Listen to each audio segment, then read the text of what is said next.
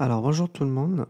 Aujourd'hui, on va parler des fragments complémentaires et de la température de fusion. Toujours, on est sur les acides nucléiques. Donc là, on va commencer directement par euh, l'image à gauche.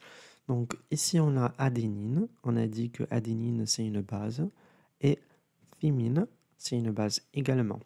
Et là, on veut juste savoir, est-ce qu'il existe des liaisons hydrogènes? C'est vrai, là, cette image, en fait, ça nous parle des liaisons hydrogènes entre les bases complémentaires de l'ADN. Donc, alors, on avait dit, il y a AT comme base et il y a GC comme base. Voilà, c'est ces deux interactions. Donc, GC, c'est quoi? C'est c'est guanine, cytosine, ok? C'est ça. Donc, entre guanine et cytosine. AT, c'est quoi? C'est thymine et adénine. Donc, euh, c'est... Alors, je regarde bien là. Alors, j'ai bien ma molécule de adénine. Elle est là, ok? C'est ça. La molécule d'adénine, c'est tout ça. Donc, et la molécule de thymine, elle est là. Donc, c'est celle-là. Donc, qu'est-ce qui se passe? On a l'oxygène, il est accepteur de protons, c'est-à-dire ces doublés non-liants, ils peuvent aller chercher un proton. Donc, c'est une liaison hydrogène. Parce que même cet hydrogène que vous voyez là, il est lié à un atome, un hétéroatome. Les hétéroatomes, O, N, etc. Là où il y a les doublés non-liants, ok? C'est des hétéroatomes en général. Donc là, entre un accepteur et un donneur de protons, parce que l'azote, là, il est accepteur et donneur de protons, ok? Il est accepteur parce qu'il a la, le lone pair, le doublé non-liant, et il est donneur de protons parce qu'il possède un hydrogène voilà, attaché à l'azote, donc lié à l'azote. Donc, accepteur et donneur, ça donne une liaison hydrogène, ok? Ça, c'est considéré une liaison hydrogène. Donc, euh, pareil pour ça. Donc, l'azote ici, dans ce cas, il est accepteur d'électrons, de protons, pardon, et celui qui est là, il est accepteur et donneur, ok? Donc, il suffit juste d'être accepteur ou l'autre, il est donneur pour pouvoir former une liaison hydrogène, ok? Euh, Là aussi, on a formé une deuxième liaison hydrogène. Donc, qu'est-ce qu'on peut dire? On peut dire que pour Ta, c'est-à-dire adénine et thymine, ces deux bases-là, en fait, il y a l'interaction entre ces deux bases-là, en fait, a produit deux liaisons hydrogènes. Ok? Deux liaisons hydrogènes. Si on fait pareil ici, ça, on a une liaison hydrogène.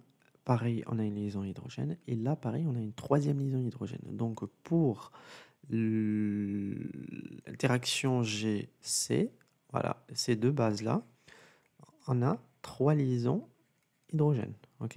Il y a trois liaisons hydrogènes. Voilà. Maintenant, qu'est-ce qu'on va faire? Avant de parler de température de fusion, on va commencer par faire les fragments complémentaires. Ok?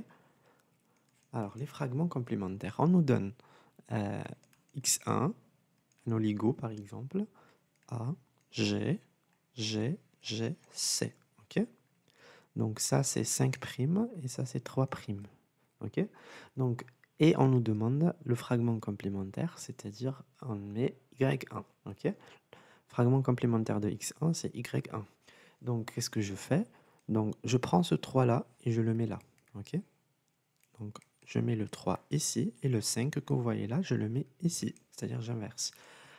Alors, ensuite, qu'est-ce que je fais? Je sais bien que on a des interactions AT et on a des interactions GC. Ok? Donc, oups, pardon. Donc, qu'est-ce que je fais? Donc, quand je trouve C, je mets G. Quand je trouve G, je mets C. Quand je trouve T, je mets A. Et quand je trouve A, je mets D. Je mets T. Ok? Voilà. Si je trouve A, je ne peux pas mettre G ou C. Ok? Parce que ça n'appartient pas. Il faut soit A, soit T. Voilà. Donc A, c'est quoi le complément? C'est T. Ok? G, c'est quoi? G, C. Pareil, C et G. Pour C, il devient G. Ok, super. Maintenant, on a un deuxième, un x2, 5'. Alors, A, T, T, A et A. Ok? Et là, on a 3'. Donc, le fragment complémentaire, c'est Y2. Alors, on dit Y2. Donc, c'est Y2. Je mets 3' ici et 5' là. Alors, et je mets A, T, T, A, T, A, T et A, T. Voilà. Alors, maintenant, on veut savoir, on nous pose la question, est-ce que le X1, si on parle de la température de fusion, ou on peut écrire TM, melting point, de X1, est-ce qu'elle est supérieure ou inférieure à la température de fusion de X2? C'est-à-dire celui-là, 1, et celui-là, 2. Est-ce que la température de fusion, elle est supérieure ou inférieure ici? Qu'est-ce qu'on fait?